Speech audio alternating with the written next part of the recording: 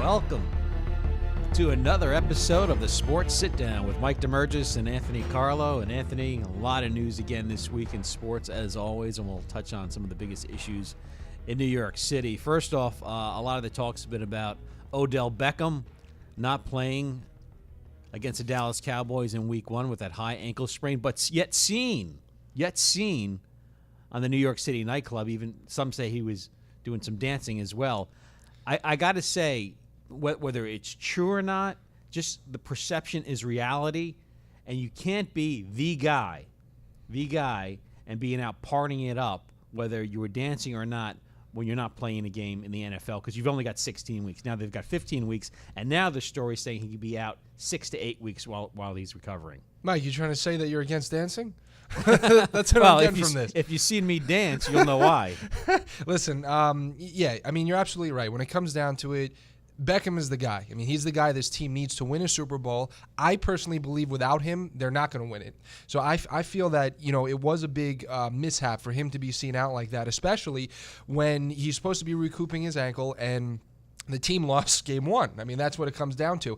The reason why, and you know how big of a Yankees fan I am, and I always reference them, but the reason why a player like Derek Jeter was so successful in his career was because he stood out of the spotlight. And I'm not saying that he never had fun. I'm not saying, he didn't go out and do things, but the main thing is we didn't know about it. And there was only, I think, one time in his career when George Steinbrenner got on him and made a big deal out of it they basically chalked it up to a joke in the end, and they made a commercial out of it. Yeah, they did a commercial where George was on the back of a conga line, shaking his tush. Right. So, but the rest of his career, my point is, was pretty much peaceful in that he never was seen out like Odell Beckham here with the rest of his team getting ready for the season, losing game 1 of the season. He's out with an injury and out in the club scene. I think it's absolutely unacceptable, and I think there needs to be big changes moving forward. And talking about George Steinbrenner, Darryl Strawberry had some kind words with him. We'll get to that a little later on how he feels about the former Yankee owner. A couple of things with Odell Beckham.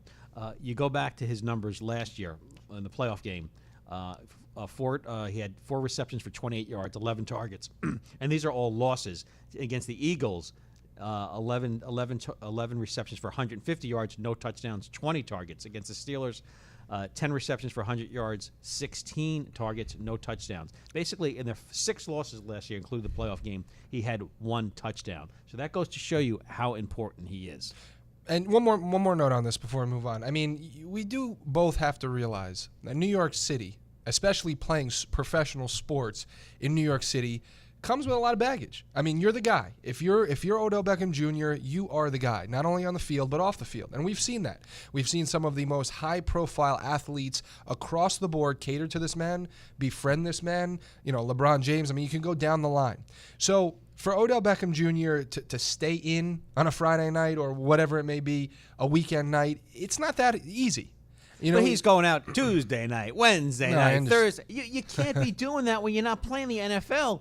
And this guy is an important guy. And it brings to light that the Giants team and their offense they aren't who we thought they were. And a good point, former wide receiver Greg Jennings was on First Things First on Fox with Nick Wright and Chris Carter and Jenna Wolfe, and he's basically saying that Odell Beckham is probably more important than Eli Manning at this point. 100%. They are nowhere close to resembling who we think and believe they can be without him on the field. That lets you know how valuable he is. If you take Eli Manning off that team, off the field, and insert another quarterback, and Odell is present. I'm not disrespecting Eli Manning, but this is how much he brings to the table. Odell being that he. Wait, so hold on. Say this again, because I think I agree with you. I want to make sure I understand. You're saying Odell might be the one guy in the league that is actually more valuable than his quarterback. Absolutely, 100%. The Giants are letting us know that by everything that they're saying. So there you go. You got Greg Jennings, a former wide receiver in Green Bay, Miami, telling you that Odell Beckham and the stats I just read you in their 6 losses how important he is, and this might be the truth that Odell Beckham might be the one wide receiver in all of football that is more important than the quarterback. I don't know if I agree with that 100%, Mike. I mean, I understand what he's saying, but I mean, when you look, facts are facts. If you don't have a decent enough quarterback on the field to get your great wide receiver the ball, he's useless. And that would be my response to Greg Jennings there. I really don't. I'm not 100% on board. I get what he's saying, but I don't think that the way he worded it is accurate. Well, a lot of the money too was spent on the defense last year, so that's why the offense is hurting. You know how much money was spent on the defense last year? Go ahead. Give it to me. Close to $1 million. a little bit more than that. Close to $200 million. Olivier Vernon, $85 million. Janoris Jenkins, $62.5, and Snacks Harrison, $46 million. It's payday. Yeah, it's payday. It's payday. Gotta come up. And it's a big year. And the offense is suffering because of that.